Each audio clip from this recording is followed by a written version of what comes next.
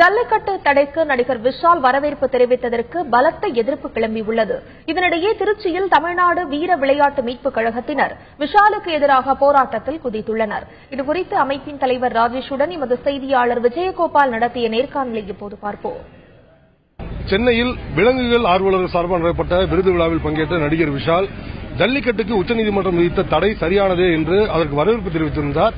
இதற்கு தமிழகம் முழுவதும் கடுமையான எதிர்ப்பு கிளம்பியுள்ளது. தற்பொழுது திருச்சி மத்திய பேருந்து நிலையம் அருகே உள்ள திருவள்ளூர் பஸ் ஸ்டாண்டில் தமிழ்நாடு வீர விளையாட்டு மீட்புக் கழகத்தின் சார்பாக அந்த கழகத்தின் மாநில தலைவர் ராஜேஷ் தலைமையில் தற்பொழுது நடிகர் விஷாலின் கொடும்பாவை எரிக்க முயன்றனர். இது குறித்து நம்ம அவர்கிட்ட கேட்போம். இப்ப நடிகர் விஷால் எதுக்காக அந்த கொடும்பாவை எரிச்சிங்க, அவர் என்ன கருத்துல தவறு இருக்குன்னு நினைக்கிறீங்க?